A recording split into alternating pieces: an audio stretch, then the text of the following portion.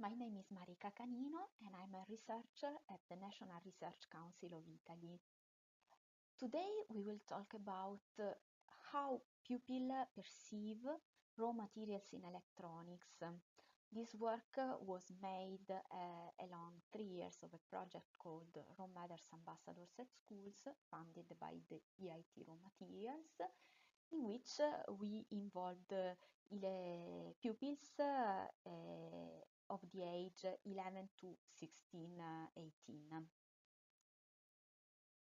What is a raw material? It's the basic material from which a product is made. For example, in the case of glass, the raw material is silicon dioxide, glass, but the product can be, for example, a bottle. The most important raw material for electronics is silicon, which comes from silica, that is a kind of sand. It's abundant, but it must be purified. Then it has to take a crystalline form, which means that the atoms must be ordered in a crystalline lattice. And then it has to be cut in slices. Slices that are called wafers are the raw materials of electronic devices manufacturing, and they are worked micromachined in clean rooms and assembled in chips and then finally in electronic devices. Nowadays, different electronic devices are emerging. They are called emerging technologies. These can be solar panels, light emitting diodes, fiber optics, and electric cars. Since these devices are pervasive in our life, the materials from which they come from are rapidly growing in consumption. These are indium, that is found in flat screens of mobile phones, TV, and computers, gallium, that is the constituent of LEDs, rare earth elements that are found in magnets and in fiber optics, and lithium that is found in batteries. What's the problem with raw materials in electronics? We always start with a search in our lessons, and we find different titles. We have alarmistic titles, we have titles that talk about recycling, and others that are concerned with the supply chain. Why the supply chain? Because uh, some materials are endangered, so they are not properly recycled, or they are not abundant on the Earth's crust, like this, in this case, or because the growing use puts at serious threat the supply in the next decades. Europe, that is an importer of raw materials, elaborated a strategy, an integrated strategy that passes through innovation, of course, that's why I'm concerned, but also through education, that's why students are concerned.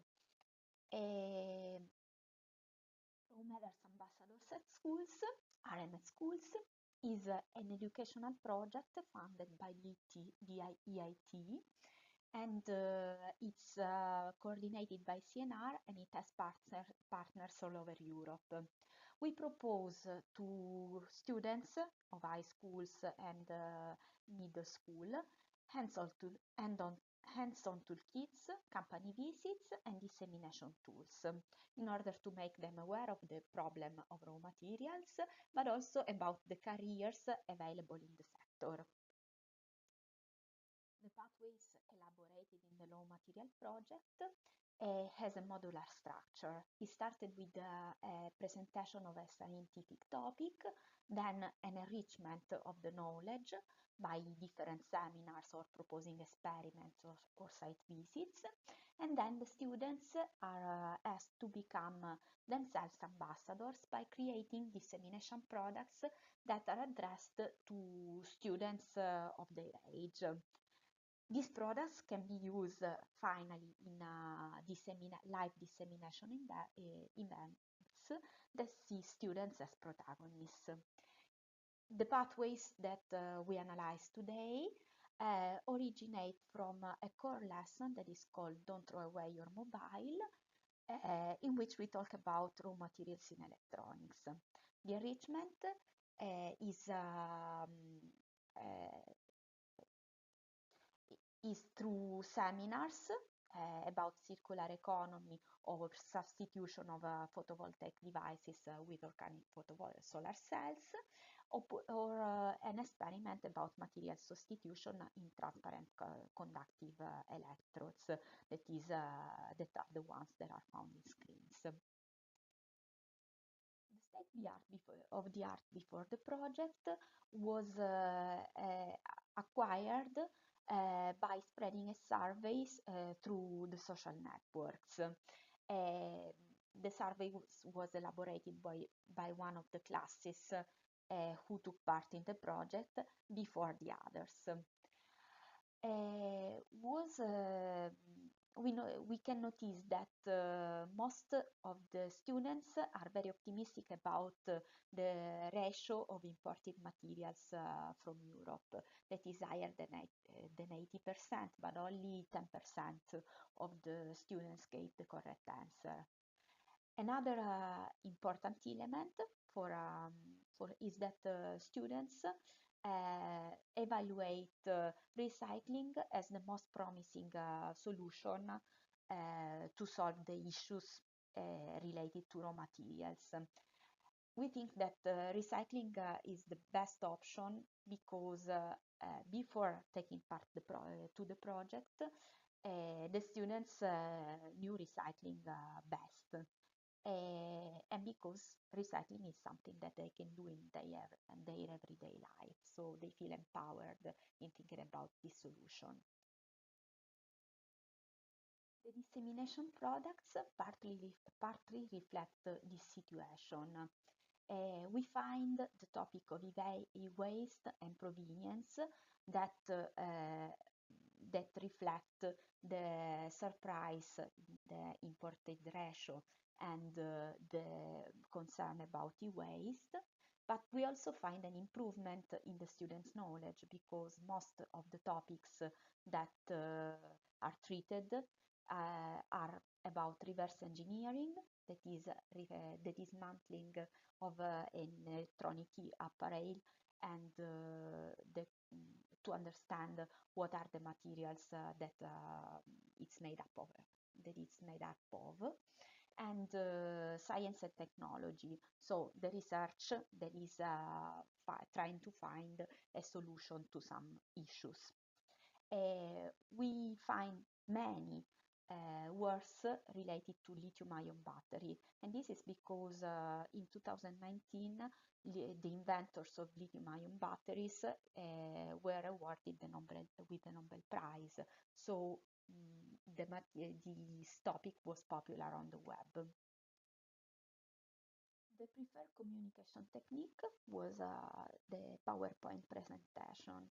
This is because we think that it's because students are used to this communication technique in class. But we found a dominance of modern communication technologies such as websites and video games. And this is also coherent with the fact that the survey was spread on social networks. An example of reverse engineering website is about is a website about hybrid cars. The home page shows a description of the working principle of hybrid motors, while hyperlinks on top describe the use of some material, of some elements in the battery. So we have cobalt and we have lithium.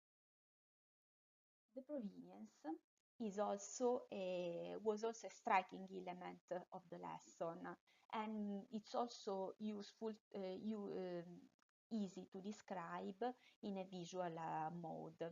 In fact, we find identity cards, maps, flags.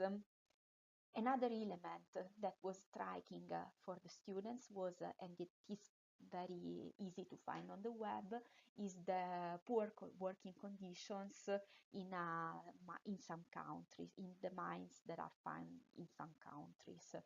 And so I can show you a fragment of a movie realized by some students about the topic. A mobile phone has several components which are made of many materials. Some of them are defined endangered elements as they are very hard to dig out due to geopolitical problems or because they are in constant demand. Gallium is an important semiconductor used in many electronic devices and in integrated circuits. It can be found only as a mineral but is very rare. Platinum is used in electrical contacts. It can be obtained from the sand in which other precious metals are mixed. This process is very expensive and long-lasting. It is often found in alluvial deposits of USSR. These elements are linked to geopolitical problems. A good example is the mining of coltan and cobalt. Coltan is a mix between columbite and tantalite, where the latter sets its high price. At first, it used to cost $2 per kilo. Nowadays, it costs $100 per kilo. Its price in the markets is very unstable, as in 2004, coltan became more precious than diamonds. Coltan optimizes the electrical current waste in the new generation chips, making energy saving a reality. But where is coltan mined? Coltan is dug out in Congo, where there have been several wars since 1998, mainly caused by the high demand of this wanted metal called black sand. Furthermore, Congo is The interest in e-waste recycling is found mainly in the works made by younger students. This is a poster explaining the topic of recycling. This is a comics in which the amount of indium that is yearly consumed for screen is quantified as twice the surface of Bologna Old Town. This is a calculation that we make in class, and it's found in many of the work of younger students. So, to conclude, this topic is suitable for the alternation between school and work because it's concerning with education, with innovation, and also because it has an international dimension. But it's also suitable for the citizenship education that was introduced this year in Italy. Because it gives a critical eye of innovation, of consumption, but also on ethical implication of consumptions. It's a versatile methodology that was applied in different countries, and the topic is interesting for the pupils of all ages. Of course, with different level of insight, because while in young children we find an interest prevailing interest in waste recycling, so in the end of life of mobile phones. In older students, we see an interest in the application and in the research to substitute critical raw materials. I want to thank you very much and thank all my collaborators.